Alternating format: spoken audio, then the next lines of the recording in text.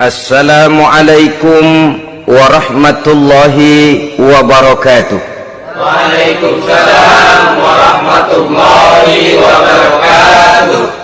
Bismillahirrahmanirrahim. Alhamdulillahi rabbil alamin. Wassalatu wassalamu ala ashrafil anbiya'i wal mursalin, Sayyidina wa maulana Muhammadin wa ala alihi wa ashabihil mujahidin at-tahirin, amma ba'du. Saudara-saudara kaum muslimin seiman dan sekeyakinan yang berbahagia, pada suatu hari seketika sedang berkumpul dengan para sahabat, Rasulullah pernah memberikan peringatan. Beliau bersabda, yushiku an tada'a alaikumul umamu kama tada'al akalatu ala qas'atiha. Pada suatu saat nanti akan datang di tengah-tengah kamu, wahai umat Islam, di mana orang-orang lain di sekeliling kamu akan bersatu mengerubungi kamu seperti bersatunya orang-orang mengerubungi makanan di atas meja hidangan. Akan datang satu saat nanti di mana kondisimu dikepung sedemikian rupa, yang barat mau menerkam, yang timur mau menghantam, yang selatan mau menginjak-injak, yang utara pun akan menjelajah. Kondisimu seperti makanan di atas meja hidangan. Sebagian sahabat merasa heran dan terkejut, lalu mereka bertanya, amin qillati nahnu yawma izin ya Rasulullah, apakah jumlah kami pada waktu itu sedikit ya Rasul, kami sampai dikepung sedemikian rupa? Beliau menjawab, bal antum yawma izin katsir, sama sekali tidak, kamu tidak sedikit pada saat itu, bahkan jumlahmu sangat banyak, kamu adalah mayoritas. Walakinnakum ghusa'un ka ghusa'is sail, tetapi keadaanmu saat itu persis seperti buih di lautan, banyak tetapi centang perenang, banyak tetapi tidak punya daya dan kekuatan, banyak tapi dipermainkan gelombang lautan, dihempaskan ke tepian pantai tanpa punya makna dan arti. Kondisimu pada saat itu kuantitas yang tanpa kualitas, sehingga orang lain enak saja mengepung kamu. Akidahmu didangkalkan, dibanjiri dengan peradaban dan kebudayaan yang menjauhkan dari agama.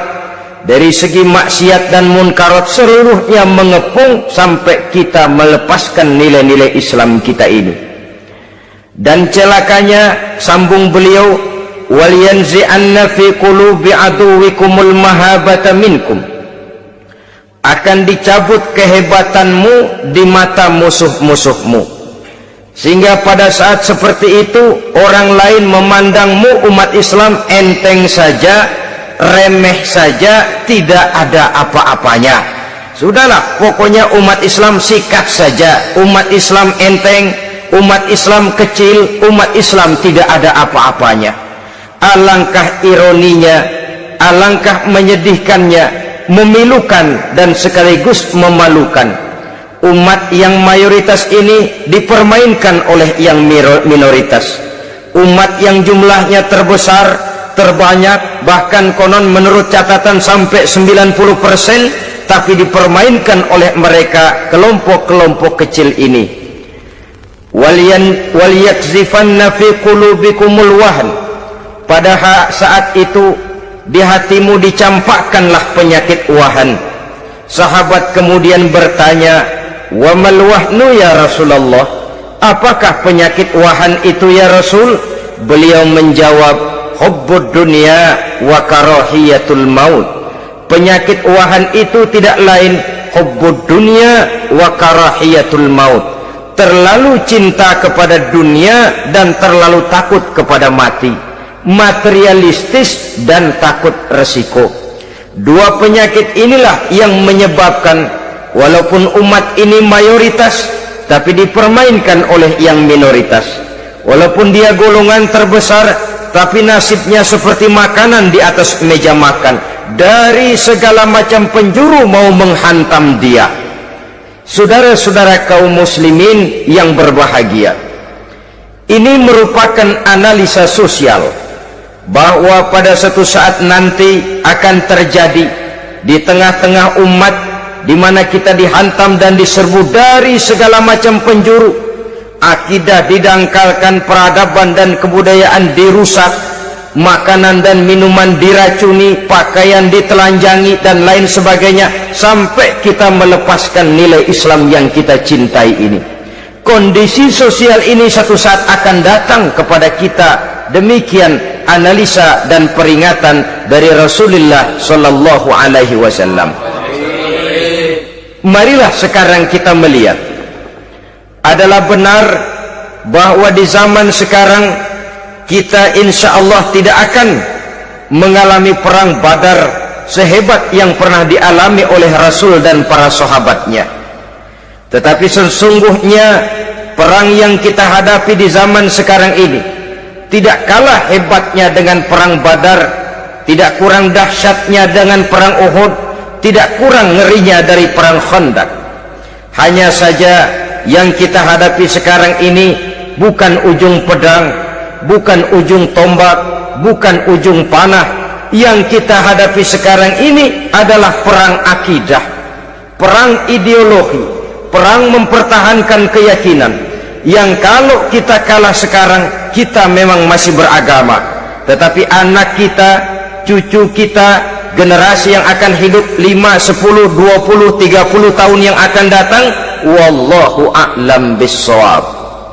Islam, saudara-saudaraku, tidak mungkin hilang dari dunia, tetapi tidak mustahil Islam gulung tikar dari desa kita, tidak mustahil Islam gulung tikar dari kampung dan kota kita, jikalau kita tidak menjaganya, jikalau kita tidak memeliharanya, bahkan jikalau kita tidak mewariskannya kepada anak-anak kita, generasi yang akan datang. Marilah kita mengingat sejenak bagaimana Islam di Spanyol yang pernah jaya, pernah mewarnai daratan Eropa, dan yang sekarang hanya sekedar tinggal ceritanya saja. Ini pernah diperingatkan oleh Rasul dalam satu hadis, sayati ala ummati zamanun la yabqal Islam illa ismun wala minal Quran illa rasmun. Akan datang satu masa di tengah umatku di mana pada masa itu Islam ada tapi hanya tinggal sekedar namanya saja, dan Quran pun ada tapi cuma sekedar tinggal tulisannya saja. Apabila kita tidak mewariskan ini kepada generasi yang akan datang, maka serbuan-serbuan dari berbagai macam penjuru dari hari ke hari semakin kita rasakan kehebatannya. Tidak mustahil sejarah Spanyol akan terjadi di desa kita, akan terjadi di kampung kita, akan terjadi di kota kita. Orang Spanyol kalau mereka cerita kepada anaknya, mereka akan cerita, nak, di sini dulu ada masjid. Kapan Pak? Dulu bener dah.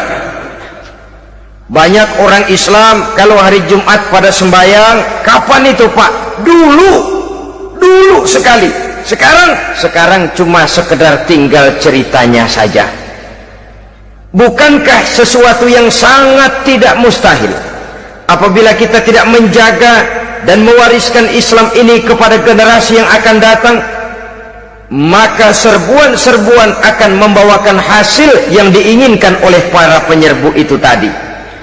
Kita sudah menjadi umat yang mayoritas, tetapi umat yang mayoritas ini menurut Rasul dikepung sedemikian rupa, akidahnya didangkalkan, peradaban dan kebudayaannya ditekan sedemikian rupa, kehidupan sosialnya dibuat individualis, kemudian dari segi pergaulan, pakaian, makanan, minuman dan sebagainya diracuni, sampai dia tidak lagi berpegang teguh kepada agamanya.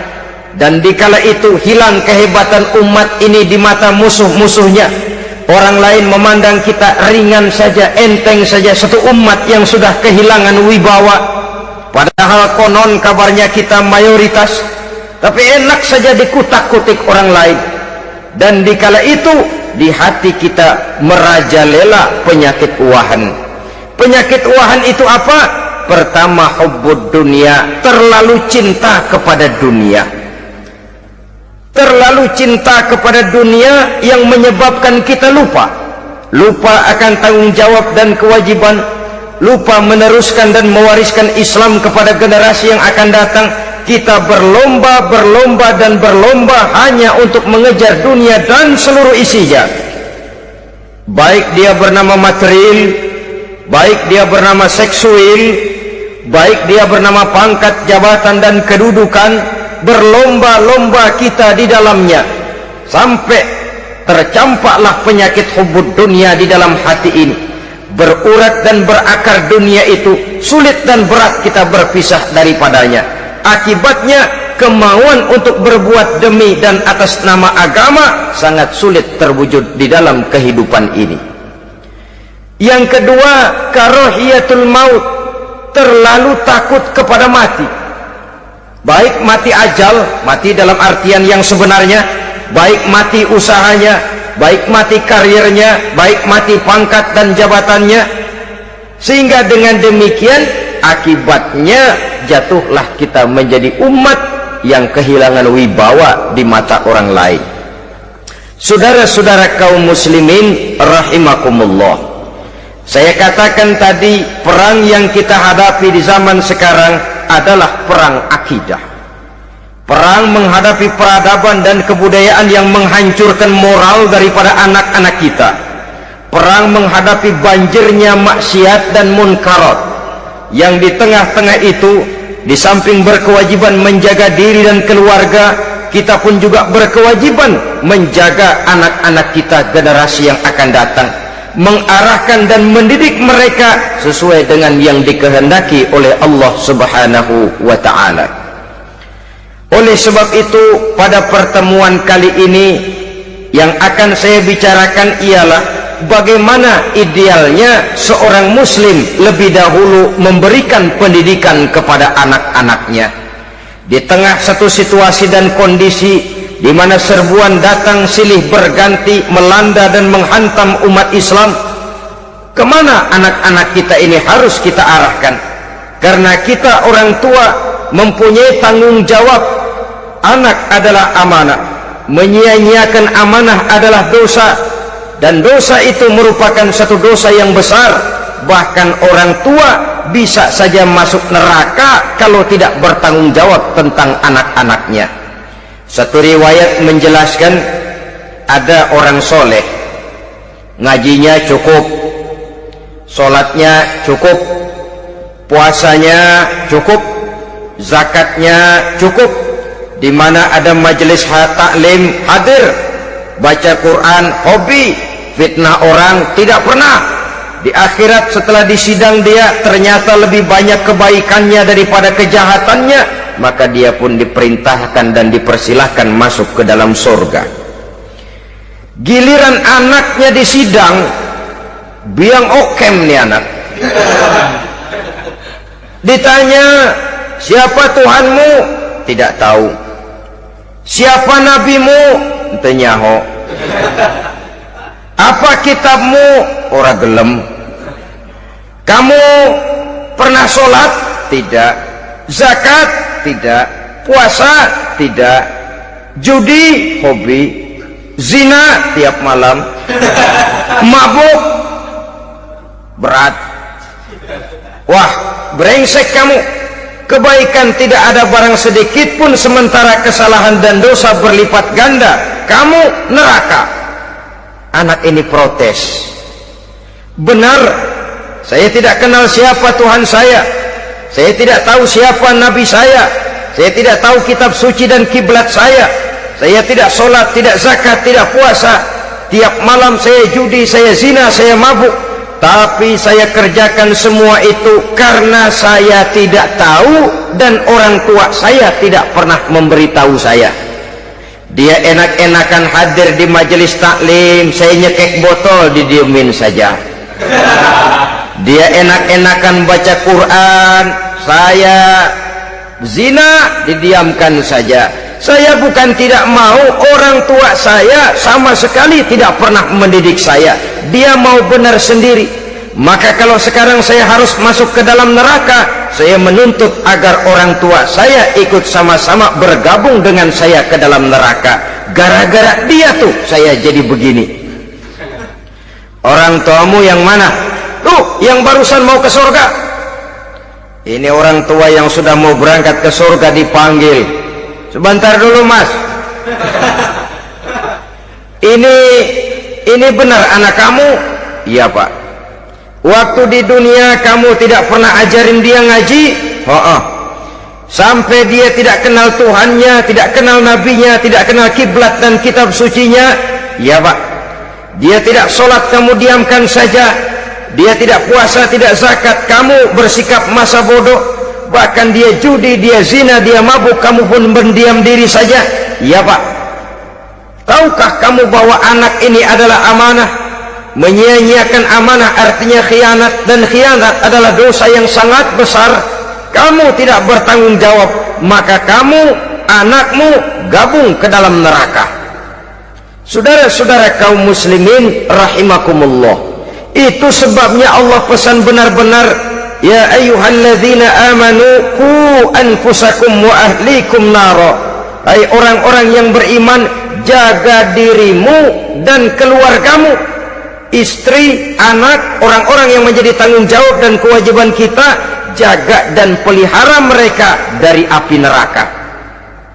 Saudara-saudara kaum muslimin, lalu kalau kita orang-orang tua yang hidup di zaman sekarang ini sudah sering beristighfar, mengurut dada, melihat situasi, membaca peta keadaan, konon tantangan yang akan dihadapi oleh anak-anak kita 15, 20, 25 tahun yang akan datang jauh lebih berat dari apa yang kita hadapi sekarang ini.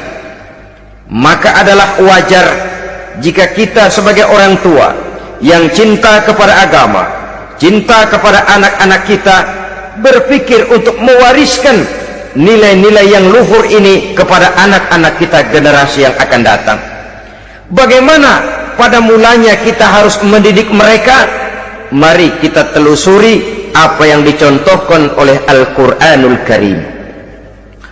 Orang-orang tua bijaksana yang diceritakan dalam Al-Quran, kalau sudah berpikir tentang anak-anaknya generasi yang akan datang, pendidikan pertama yang diberikan kepada anaknya ternyata adalah persoalan akidah.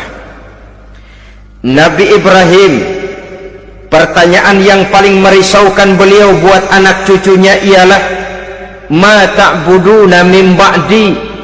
Saudara bisa lihat surah Al-Baqarah ayat 133. Anak-anakku, kalau pada satu saat nanti aku, ayahmu ini sudah tidak ada lagi, meninggalkan kamu semua, meninggalkan kehidupan dunia ini, ma ta'buduna min ba'di, apa yang akan kamu sembah nak kalau ayah sudah tidak ada lagi? Jikalau ayahmu sekarang masih rajin ke masjid, melakukan rukuk dan sujud, i'tikaf dan membaca Quran, kalau satu saat ayahmu meninggalkan dunia ini, masihkah engkau mau ke dalam masjid? Masihkah engkau rukuk dan sujud? Masihkah engkau i'tikaf? Ma ta'buduna min ba'di, apa yang akan kamu sembah kalau aku ayahmu tidak ada lagi nak? Ditanamkan bukan hanya keyakinan bertauhid, sekaligus juga menyembah kepada Allah yang kita yakinkan dengan tauhid itu tadi. Bukankah berbeda dengan kita kebanyakan orang tua sekarang? Kita tidak pernah berpikir ma ta'buduna min ba'di, kalau bapak tidak ada kamu nyembah apa nak? Kita orang tua sekarang pagi-pagi malah berpikir ma ta'kuluna min ba'di, kalau bapak enggak ada kamu nanti makan apa nak? Bukan nyembah apa yang kita pertanyakan, bukan nyembah apa yang kita khawatirkan, makan apa nak? Maka yang dicari lalu sekolah-sekolah yang bonafit, yang tidak peduli apakah itu merusak imannya, mematikan akidahnya, menghancurkan keyakinannya. Yang penting ada jaminan hari depan bisa dapat lapangan kerja. Akibatnya berduyun-duyun orang-orang tua muslim menyekolahkan anaknya di sekolah-sekolah yang bukan Islam, yang nyata-nyata membahayakan akidahnya, dididik dengan kultur dan budaya yang bertentangan dengan nilai-nilai agamanya. Bukankah ini berarti merelakan anak untuk dikafirkan? Bukankah ini artinya menyerahkan anak untuk ditulis menurut selera para pendidik yang tidak sesuai dengan nilai akidah yang dimilikinya? Mengapa kita tidak berpikir seperti Nabi Ibrahim yang sebelum memberikan pendidikan kecerdasan, sebelum pendidikan matematika, IPS, PSPB dan disiplin ilmu lainnya, yang pertama ditanamkan, ma ta'buduna min ba'di, kalau ayahmu tidak ada, kamu menyembah apa nak? Menyembah Allah, apa nanti malah menyembah harta? Menyembah Allah, apa nanti malah mendewa-dewakan pangkat dan jabatan? Menyembah Allah, apa malah nanti menyembah alam? Itu yang dikhawatirkan Nabi Ibrahim kepada generasi yang akan datang. Dan itu saudara-saudara yang seharusnya mengkhawatirkan kita kepada anak-anak kita, generasi yang akan datang. Lihatlah serbuan akidah di zaman sekarang ini. Dimanfaatkan kemiskinan kita umat Islam, diberikan kita tawaran berupa beras, pakaian, obat-obatan, kalau perlu beasiswa, asal bisa melepaskan keislaman kita ini. Bertahap, sedikit demi sedikit, step by step, shibran bi shibrin wa zira'an bi zira'in. Dan harus saya ingatkan, orang di zaman sekarang tidak mungkin menghantam Islam secara frontal. Tidak mungkin menghantam Islam terang-terangan, apalagi mengerahkan satuan militer. Tidak. Orang berhitung bagaimanapun kondisi dan kualitasnya umat Islam, mereka masih punya satu modal penting, fanatisme agama. Kalau ini disulut, api jihad segera berkobar, dan hanya maut yang bisa menghentikan orang yang dibakar dengan semangat jihad. Orang tahu itu. Betapa Uni Soviet kedodoran menghadapi mujahidin Afghanistan yang disulut oleh semangat jihad yang berkobar dengan persenjataan yang primitif ketimbang persenjataan Uni Soviet. Entoh mereka pantang surut mundur ke belakang. Jadi jangan mimpi bahwa orang mau menghantam Islam ini dengan melarang pengajian, meruntuhkan masjid, menyegel pondok pesantren. Tidak. Melarang orang sholat, tidak. Kalau perlu masjid diperbanyak, musola diperbesar. Tapi bikin itu masjid seperti museum, besar, megah, mercusuar, tapi bikin seperti museum, tempat orang kagum, tempat orang memuji, tapi sunyi dari nilai-nilai ibadah. Saudara-saudara kaum muslimin, untuk sampai kepada penghantaman akidah, jalan yang paling mudah dirintis sekarang ini secara bertahap dan sistematis, memisahkan umat Islam dari Islamnya. Biarkan mereka bernama muslim, biarkan di atas kartu penduduknya tertulis agama Islam, tapi tanamkan budaya-budaya yang menyebabkan cara bergaul mereka, cara berumah tangga mereka, cara bertetangga mereka, sampai kepada cara mereka berpakaian, cara mereka bergaul, cara mereka makan dan minum, cara mereka mendidik dan menyekolahkan anak, sama sekali tidak lagi mencerminkan nilai-nilai yang islami.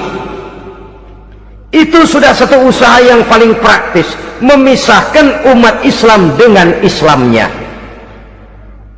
Kalau sadarlah kita ke arah ini usaha orang di zaman sekarang, maka yang harus pertama kita tanamkan kepada anak-anak kita, didik mereka dengan jiwa tauhid yang mengkristal di dalam batinnya, meresap sampai ke tulang sumsumnya, yang tidak akan sampai pun nyawa berpisah dari badannya, akidah itu tidak akan berpisah dari hatinya.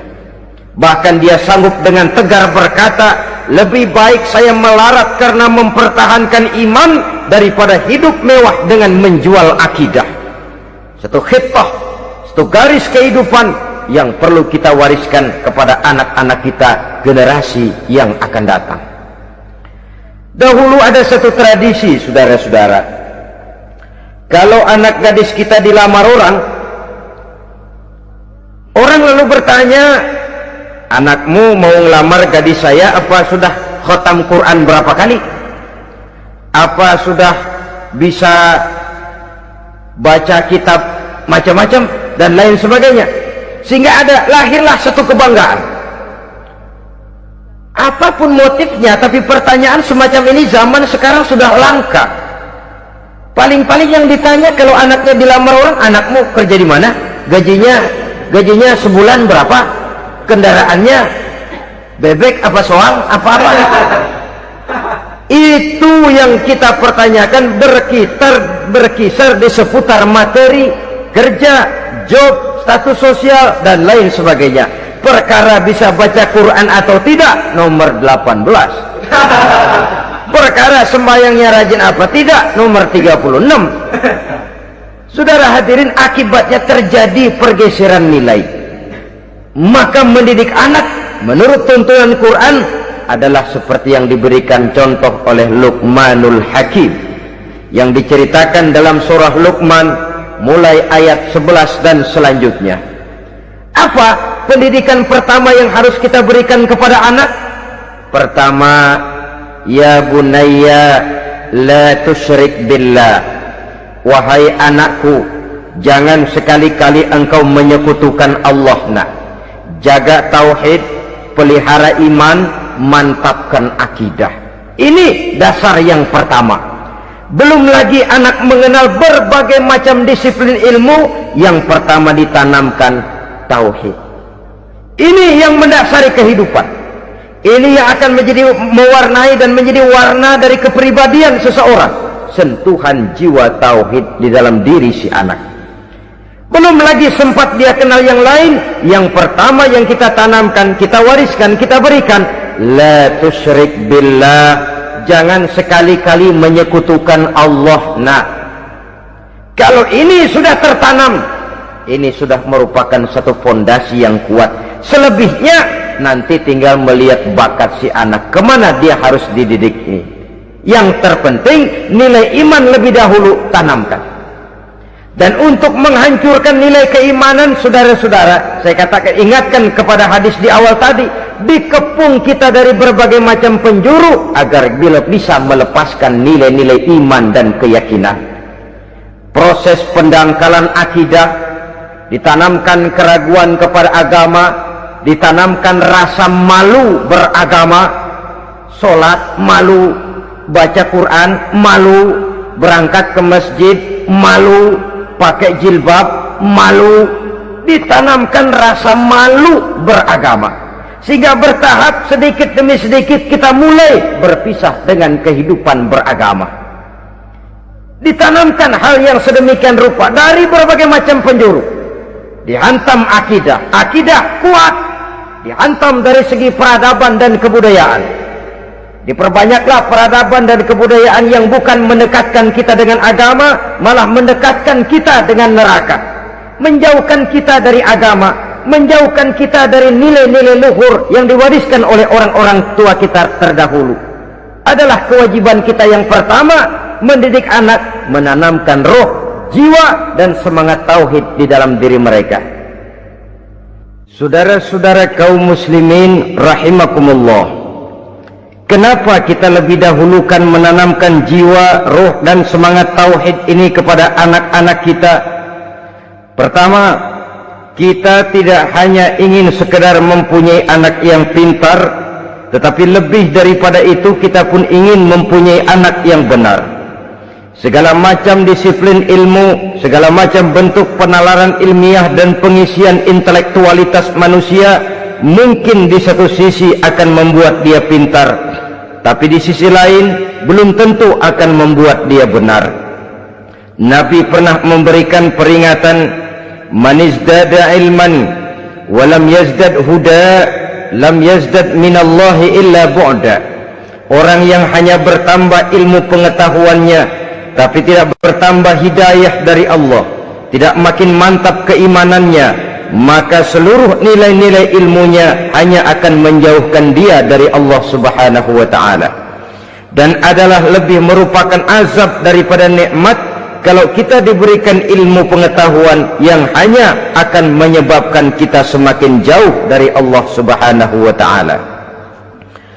Yang kedua, sesungguhnya roh, jiwa dan semangat tauhid yang melekat dalam diri anak pada puncaknya akan melahirkan satu disiplin murni yang tumbuh dari dalam dirinya sendiri, di mana si anak dalam kehidupannya merasakan dimanapun dia berada, kemanapun dia pergi, ia selalu merasakan kehadiran Allah dekat dalam hidupnya. Ia sadar sesadar-sadarnya bahwa tidak ada satu perbuatan yang bagaimanapun kecilnya yang bisa disembunyikan dari kekuasaan Allah Subhanahu wa ta'ala. Yang ketiga, dengan penanaman roh, jiwa dan semangat iman ini, maka diharapkan anak-anak nanti pada pertumbuhannya sanggup mengendalikan hawa nafsunya. Dengan kata lain, bahwa penanaman jiwa tauhid, penanaman roh dan semangat keimanan ini merupakan kondisi dasar yang harus dilakukan sebelum yang lain-lainnya. Kemudian pendidikan kedua yang diberikan oleh Al-Quran melalui contoh dan model dengan Luqmanul Hakim ini, setelah menanamkan tauhid, ditanamkanlah kepada si anak ini rasa hormat kepada orang tuanya. Wa wassaynal insana biwalidayhi, dan kami wasiatkan kepada manusia untuk berbakti kepada ibu bapaknya. Hamalathu ummuhu wahnan ala wahnin, karena ibunya telah mengandungnya dengan kepayahan di atas kepayahan, maksudnya dengan kepayahan dan kelelahan yang berlipat ganda. Sehingga ketika Rasul ditanyakan orang, "Ya Rasul, siapa yang paling harus saya taati di dunia ini?" Beliau menjawab, "Ibumu." Kemudian, "Siapa lagi ya Rasul?" "Ibumu." Setelah itu, "Siapa lagi ya Rasul?" "Ibumu." Dan kemudian, "Siapa ya Rasul?" "Bapakmu." Ibu, ibu, ibu, bapak. Bahkan al-jannatu tahta aqdamil ummahat, surga berada di bawah telapak kaki ibu. Bagaimana menanamkan rasa hormat kepada orang tua di hati anak? Tentu yang pertama, bagaimana orang tua bisa memberikan keteladanan. Marilah kita sebagai orang-orang tua ini menyadari bahwa sebelum anak kenal sekolah dasar, sebelum anak kenal TK, ibtidaiyah, sanawiyah sampai kepada perguruan tingginya, yang pertama dia kenal adalah lingkungan rumah tangganya, gurunya adalah ibu bapaknya. Di sini berlakulah apa yang dinamakan keteladanan. Keteladanan jauh lebih berhasil daripada sekedar teori-teori yang muluk. Keteladanan jauh lebih berhasil daripada berbagai macam indoktrinasi dan penataran. Kurangnya keteladanan akan menyebabkan anak mencari pola. Apabila kita orang tua ini tidak bisa memberikan keteladanan yang baik kepada anak-anak kita, maka pada suatu saat anak-anak akan menganggap enteng dan kehilangan wibawa kita sebagai orang tua di mata mereka. Dikala itu akan sangat sulit kita membentuk kepribadian mereka. Bukankah di zaman sekarang ini kita banyak mengalami krisis wibawa, krisis figur? Ada yang karena rapotnya merah melulu, gurunya dikeroyokin, Pak Guru pulang sekolah dicegat. Bahkan nyaris ada orang tua pernah dibunuh oleh anaknya sendiri, dan lain sebagainya. Kasus-kasus yang sebenarnya tidak perlu terjadi, karena memang bukan saja bertentangan dengan nilai budaya kita sebagai bangsa, tapi juga bertentangan dengan ajaran agama kita sendiri. Krisis wibawa, krisis figur, yang juga akibatnya harus kita sadari banyak faktor yang membentuk kepribadian anak. Pergaulannya, yang dibacanya, yang ditontonnya, yang disaksikannya di dalam kehidupan. Benar kita menyekolahkan mereka, tapi berapa jam mereka di sekolah? 6 jam, 7 jam paling lama. Sedangkan mereka hidup satu hari satu malam 24 jam. Kalau cuma 7 jam di sekolah, ini berarti lebih banyak dia di luar sekolah. Dan di luar sekolah itu artinya ya rumah tangganya, ya temannya, ya lingkungan di mana dia tinggal, yang seluruhnya sangat besar pengaruhnya dalam ikut membentuk kepribadian anak-anak kita. Saya katakan tadi, di samping kita menghadapi perang akidah, kita pun berhadapan di dalam perang menghadapi peradaban dan kebudayaan yang bukan saja menjauhkan kita dari agama, tetapi sanggup menghancurkan moral daripada anak-anak kita. Secara pribadi, saudara-saudara, saya iri, saya kagum misalnya dengan kemajuan yang diperoleh oleh negara tetangga kita, Jepang misalnya. Padahal tahun 45 ia pun hancur lebur oleh meledaknya atom di Hiroshima dan Nagasaki. Tapi bagai satu tenaga raksasa kemudian Jepang bangkit menjadi satu negara superpower di Asia. Bahkan gurunya saja Amerika sekarang ini kewalahan menghadapi perang dagang dengan Jepang ini. Dan yang menarik, Jepang bisa maju dan modern dengan tetap menjadi Jepang, tanpa harus kehilangan identitasnya sebagai satu bangsa, tanpa harus kehilangan kepribadiannya sebagai satu bangsa. Sebagai negara yang sedang berkembang, kita sering latah. Kita ingin meniru barat, tapi bukan teknologinya, westernisasinya yang kita tiru. Bukan isinya, kulitnya yang kita ambil. Akibatnya apa? Modernnya belum, orangnya sudah barat. Bergaulnya sudah cara barat, berumah tangganya sudah cara barat, berpakaiannya sudah cara barat, mendidik anaknya sudah cara barat. Di mana ketemu orang tua cukup hello daddy. Kulitnya kita ambil, sementara isinya kita campakkan. Ironi dan menyedihkan. Padahal kita sesungguhnya bisa maju dan modern, bisa mengejar segala ketinggalan dan keterbelakangan kita, dengan tetap menjaga nilai-nilai luhur budaya kita sebagai satu bangsa, mengambil isinya, dan kalau memang tidak perlu lalu mencampakkan kulitnya. Pengaruh peradaban dan kebudayaan yang menghancurkan moral daripada anak-anak kita oleh pesatnya arus teknologi, oleh pesatnya arus komunikasi, di mana hal-hal yang terjadi di belahan dunia lain dapat kita saksikan hari ini juga melalui layar televisi, yang terjadi di Amerika, di Eropa, di Afrika, di ujung dunia yang paling ujung sekalipun. Di ujung dunia yang paling ujung, hari ini kejadian, hari ini sudah bisa kita saksikan. Pesatnya arus komunikasi, kalau jatuh ke tangan anak-anak kita yang belum mempunyai filter, daya saring positif, akan dicerna oleh mereka tanpa memilah dan memilih. Akibatnya orang kampung bilang kelolodan. Makan nggak dikunyah lagi, tentu saja akhirnya kelolodan, dan kalau sudah kelolodan menyusahkan kita seluruhnya.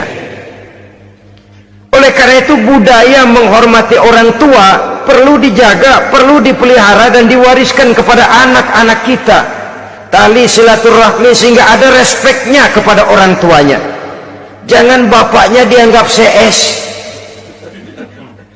ibunya dianggap CS, kakeknya dianggap CS. Hilang rasa respek, hilang rasa menghormati. Sementara orang tua sendiri tidak bisa memberikan keteladanan, kurang mendapat perhatian dan lain sebagainya. Apalagi kalau baik ibu maupun bapak adalah orang-orang karier yang setiap hari sibuk menghadapi tugas masing-masing. Bapak sibuk rapat, pindah kantor sana kantor sini, ibu sibuk arisan, besarlah anak-anak di tangan pembantu dan lain sebagainya, sehingga dia merasa kurang mendapat perhatian, dan ini akan ikut membentuk warna dari kepribadian yang dimilikinya. Sampai kepada pelosok-pelosok desa, jaringan televisi memang menguntungkan, Tapi kalau sudah sampai kepada menayangkan budaya-budaya yang tidak sesuai dengan pola di mana mereka tinggal, pola lingkungannya, dan ingin mereka terapkan dalam kehidupan, ironi dan menyedihkan. Maka sering dikatakan, jikalau ABRI masuk desa, rakyat beruntung. Jikalau listrik masuk desa, rumah jadi terang. Jikalau koran masuk desa, rakyat jadi cerdas. Jikalau hakim masuk desa, rakyat lalu sadar hukum. Tapi jikalau maksiat dan munkarat masuk desa, minuman keras masuk desa, judi masuk desa, pelacuran masuk desa, rakyat tentu kiamat. Dan kita harus punya budaya untuk memilah dan memilih, mempunyai filter untuk jadi daya saring positif. Oleh karena itu, saudara-saudara, tahap kedua setelah menanamkan jiwa tauhid kepada anak, tanamkan rasa hormat kepada orang tuanya. Orang tua itu ibu bapaknya, orang tua itu guru-gurunya yang mengajarkan dia, atau yang dianggap tua yang lebih senior dari dia. Karena tidak ada satu peradaban yang berdiri sendiri. Bagaimanapun maju dan modernnya kita sekarang, tentu merupakan mata rantai yang berkaitan dari generasi terdahulu. Ini yang kedua. Setelah tauhid, berbakti kepada ibu dan bapak. Tidak ada satu kebahagiaan yang bisa ditegakkan di dunia ini tanpa doa, tanpa restu daripada ibu dan bapak. Ini keramat hidup. Doanya dikabul Allah dan kutuknya juga dikabul oleh Allah Subhanahu wa ta'ala. Jadi mendidik anak setelah menanamkan jiwa tauhid, menanamkan rasa hormat dan taat berbakti kepada ibu bapaknya. Itu yang kedua. Kemudian yang ketiga, melalui model Luqman, Quran mendorong kita untuk mendidik anak, menanamkan etika otonom. Apa itu? Ya bunayya, innaha in takum mithqala habbatin min khardalin fatakun fi sakhratin aw fis samawati aw fil ardi ya'ti biha Allah. Wahai anakku, sesungguhnya kalau ada satu kebaikan yang kamu kerjakan, kecil, tidak nampak oleh pandangan mata yang zahir, yang kecil itu tersembunyi di puncak langit, di dasar bumi yang paling dalam, atau di tengah batu hitam sekalipun, Allah pasti mengetahuinya dan pasti akan memberikan balasan yang seadil-adilnya. Pendidikan apa ini? Pendidikan moral, menanamkan etika otonom. Nah, kau berbuat baik jangan karena dilihat orang. Kau tidak mau melakukan kejahatan jangan cuma karena ada polisi. Kalau ada polisi kau tidak mau jahat, kucing juga begitu. Coba lihat kucing, taruh ikan asin di piring kaleng, tongkrongin, aduh kucing kalem, sopan, tenang. Sedikit kita lengah, habis ikan digarap. Tapi ditanamkan satu kesadaran, kemanapun kau pergi, nak, apapun yang kau kerjakan, tersembunyi di tengah batu, di dasar bumi, di puncak langit, Allah pasti tahu. Dalam bahasa yang ringan, nak, kita ini diawasi oleh dua hiperkomputer yang maha sensitif, produksi langit, mereknya Rokib dan Atid. Itu komputer yang sangat peka dan sensitif. Jangankan kita berbuat, kita berniat baik saja, komputer sudah nyatat sendiri. Inilah yang orang sekarang namakan waskat, nah, pengawasan malaikat. Kalau hidup sudah merasa diawasi oleh malaikat, waskat berhasil. Tapi kalau waskat sudah diawasi malah nekat, itu yang gagal.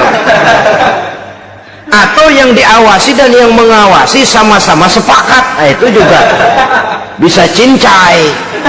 Saudara-saudara kaum muslimin rahimakumullah, waskat dalam pengertian kita muslim, bagaimana hidup ini merasakan diawasi oleh malaikat. Intelektualitas yang tinggi sekalipun, IQ yang nilainya plus sekalipun, disiplin ilmu yang bagaimanapun banyak yang memenuhi benak kita, tanpa diiringi oleh etika otonom, orang sering mencari celah dan kesempatan. mencari celah dan kesempatan. Tapi kalau sudah merasa kemanapun saya pergi, dimanapun saya berada, kebaikan bagaimanapun sekecilnya saya lakukan, toh Allah pasti akan memberikan balasan. In khairan fa khairun, wa in syarran fa syarrun. Jikalau baik, baik balasan yang kita terima. Jikalau jahat, jahat kejahatan yang kita terima. Kalau sudah ke arah ini kita berpikir, maka sesungguhnya kalau kita berbuat baik kepada orang lain, hakikatnya kita sudah berbuat baik kepada diri kita sendiri. Lalu tidak ada merasa rugi berbuat baik kepada orang, karena manakala dia melakukan kebaikan kepada orang lain, artinya dia sudah berbuat baik untuk dirinya sendiri. Jadi setelah tauhid, kemudian berbakti kepada ibu bapak, yang ketiga baru pendidikan tentang akhlak, tentang moral. Pola ini yang sering terlupakan oleh kita, bahwa bagi kita itu pendidikan tidak lain upaya mencerdaskan otak anak. Jangan sampai sebab ini kelihatannya pembangunan makin maju, persaingan hidup makin tajam, tensi ekonomi semakin tinggi, sementara jumlah tenaga kerja dengan lapangan kerja yang tersedia jauh dari mencukupi. Jikalau tidak membekali anak dengan pendidikan yang menunjang lapangan pekerjaan, orang tua khawatir, takut sekali anaknya jadi gelandangan. Dikhawatirkannya kehidupan dunia ini, sementara dia lupa kalau anaknya bisa jadi gelandangan di akhirat. Padahal selama-lamanya gelandangan di dunia paling seumur manusia itu 60 tahun, 70 tahun lah umur orang sekarang. 70 itu sudah luar biasa itu. Tapi kalau harus menggelandang di akhirat, menjadi gelandangan di akhirat, alangkah menyedihkannya. Apakah akan kita korbankan satu kehidupan yang langgeng, abadi, cuma karena tertipu oleh fata morgana dan kamuflase? Kita korbankan yang sedikit, kita korbankan yang besar karena kita memilih yang sedikit.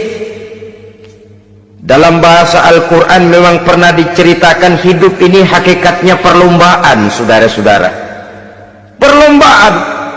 Dan di dalam perlombaan itu ada yang menang, ada yang kalah. Al-Quran lalu memberikan peringatan, alhaakumut takatsur, kamu telah lalai karena berlomba-lomba memperbanyak harta, mempertinggi pangkat dan kedudukan, hatta zurtumul maqabir, sampai kamu akan masuk ke liang kubur baru sadar.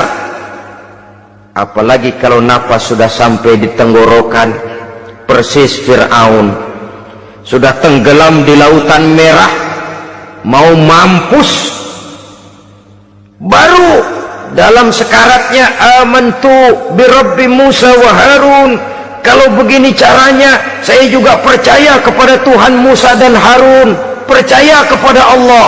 Sudah mau mati baru amantu birabbi Musa, kami percaya kepada Tuhan Nabi Musa, kata Fir'aun.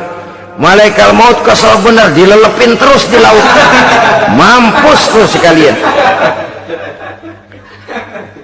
Hidup ini memang kita berlomba dengan waktu, berlomba dengan umur, berlomba dengan tenaga, berlomba dengan tetangga. Yang jangankan kita sampai mundur, berhenti saja sejenak, kita akan ditinggalkan oleh yang lain. Tiada kata mundur, bahkan tiada kata berhenti. Sekali kita melangkah, melangkahlah terus, tapi berlombalah seperti yang dikehendaki Quran, fastabiqul khairat, berlomba-lombalah di dalam kebajikan.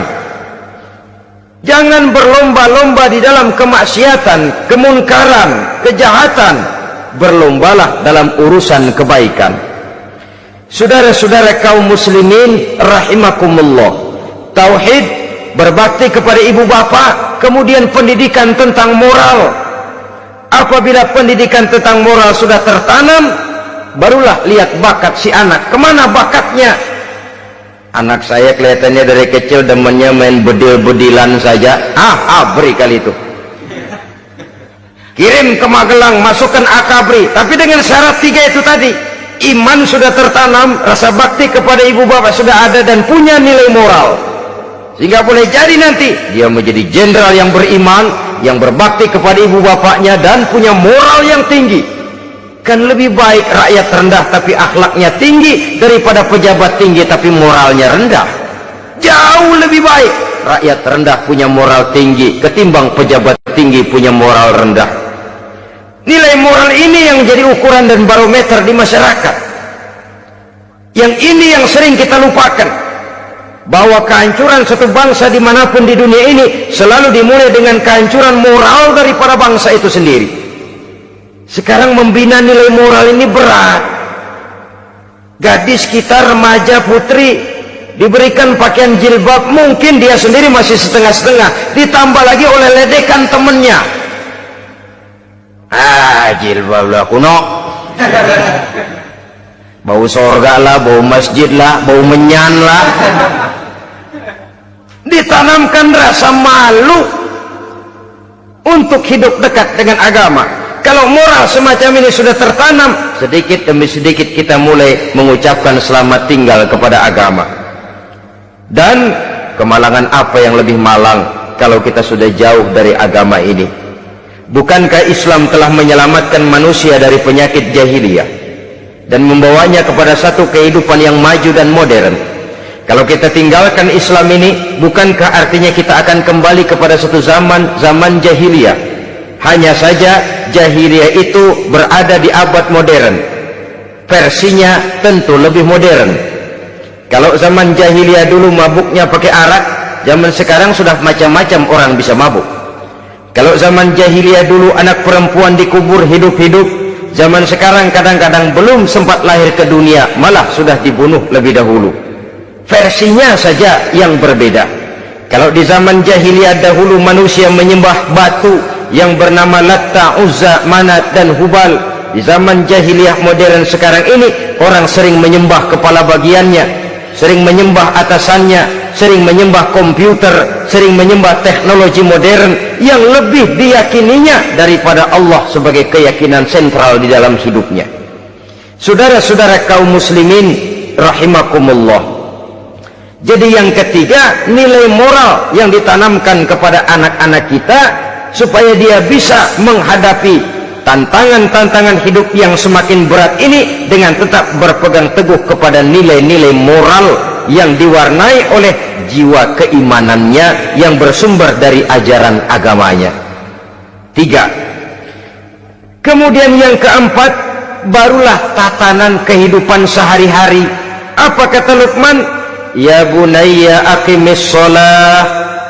Setelah bertauhid, berbakti kepada ibu bapa, punya nilai moral. Ya bunayya aqimis sholah, nak dirikan sholat. Rumah tangga muslim, anak berumur 7 tahun sudah berani meninggalkan sholat, kata Nabi, pukul. Bukan untuk menyakiti, untuk mendidik, karena sayang kepada anak. Saudara-saudara, kita khawatir betul kepada anak. Kalau dia pulang dari sekolah, buru-buru kita sebagai orang tua bertanya, sudah makan nak? Sudah istirahat nak? Tapi jarang kita sebagai orang tua melontarkan, sudah sholat nak? Bahkan kita bisa memberikan sugesti kepada anak. Nah, kalau kau naik kelas 1 sampai naik ke kelas 2, bapak beliin sepeda. Tamat SD nak, motor. Tamat SMP nak, ke Bali kita. Tamat SMA nak, Singapura. Saudara-saudara, tapi kalau untuk urusan sholat misalnya, kita tidak pernah memberikan sugesti kepada anak-anak kita. Nah, kalau kau hafal Fatihah lengkap dengan artinya, bapak beliin sepatu. Nah, kalau kau bisa sholat dengan baik, cukup syarat rukunnya, bapak beliin sepeda. Ada rangsangan, ada sugesti yang membuat anak lebih tergerak untuk hidup dalam suasana keagamaan. Ya bunayya aqimis sholat, nak dirikan sholat. Sebab ini sandaran vertikal yang paling langsung antara manusia dengan Tuhannya. Menyadari bahwa sepanjang yang bisa dilakukan oleh manusia hanyalah berusaha dan berusaha, dan kepastian sepenuhnya ada di tangan Allah. Dengan sholat kepribadianmu diperteguh, dengan sholat sandaran vertikalmu kepada Allah diperkuat. Dan pada waktunya nanti Al-Quran memberikan bimbingan, hendaklah minta tolong kepada Allah dengan sabar dan tetap mendirikan solat. Ya bunayya aqimis sholat. Setelah itu wa'mur bil ma'rufi wanha 'anil munkar. Tegaklah membina yang ma'ruf, tegaklah mencegah yang munkar. Ini sikap hidup sudah. Solat tadi tugas hidup. Lalu sikap hidup tampil di tengah masyarakat, membina yang ma'ruf, mencegah yang munkar sesuai dengan kesanggupan masing-masing. Bukankah setiap kita kepingin punya anak yang bermanfaat, setidaknya bagi keluarganya, syukur kalau bisa bagi lingkungannya, bagi masyarakat, bangsa dan negaranya. Dan satu di antara tanda orang yang bermanfaat, kalau dia bisa hidup menjadi penganjur yang ma'ruf dan pencegah yang munkar. Dan itu kalau tidak ada hidayah, sulit orang mau melaksanakan itu. Sebab apa? Ada kecenderungan belakangan ini di mana agama dianggap urusan pribadi, sehingga orang lalu sering bilang, jangan bawa-bawa agama dah, itu kan bukan urusan agama. Ini sudah ciri berpikirnya sekuler. Jangan bawa-bawa agama, agama urusan pribadi. Artinya orang mau sholat mau enggak, jangan bilang apa-apa dah, urusan dia sendirian. Dia mau puasa dia enggak, merdeka saja, urusan pribadi. Agama bukan persoalan pribadi. Apalagi jika sudah menyangkut amar ma'ruf dan nahi munkar, siap menegakkan yang baik, mencegah yang munkar, untuk tegaknya satu masyarakat yang diwarnai oleh kebaikan dan terhindar dari segala macam kejahatan. Dan terus ayat-ayat selanjutnya mencerminkan sikap hidup. Namun yang intinya, cara mendidik anak yang baik yang dicontohkan oleh Al-Quran dengan Luqmanul Hakim sebagai model. Pertama, tanamkan tauhid. Yang kedua, tanamkan rasa hormat dan berbakti kepada ibu bapaknya. Yang ketiga, tanamkan moral, nilai akhlak yang tinggi. Setelah itu yang keempat, biasakan hidup dalam suasana keagamaan. Kontrollah sholatnya, kontrollah baca Qur'annya, kontrollah puasanya di bulan Ramadan. Ajaklah anak-anak sholat berjamaah, sehingga dengan demikian dia terbiasa oleh satu suasana yang mendekatkan dia dengan nilai agamanya. Dari sana diharapkan nilai-nilai ilmu yang didapatnya dari bangku sekolah akan menciptakan keseimbangan dengan yang ditanamkan oleh orang tuanya dalam bentuk yang dijelaskan oleh surah Luqman itu tadi. Sehingga apabila keseimbangan ini terwujud, akan menjalin keseimbangan dalam pola berpikir, dan keseimbangan dalam pola berpikir akan melahirkan keseimbangan dalam perbuatannya. Terwujudlah kita harapkan insan yang fid dunya hasanah wa fil akhirati hasanah. Inilah harapan kita semua. Mudah-mudahan Allah memberikan kekuatan kepada kita untuk mewariskan nilai-nilai yang baik kepada generasi yang akan datang, sehingga esok harus lebih baik daripada hari ini, dan lusa harus lebih baik daripada hari esok. Terima kasih atas perhatian saudara. Mohon maaf atas segala kekurangan. Usikum wa nafsi bitaqwallah. Wassalamualaikum warahmatullahi wabarakatuh. Waalaikumsalam warahmatullahi wabarakatuh.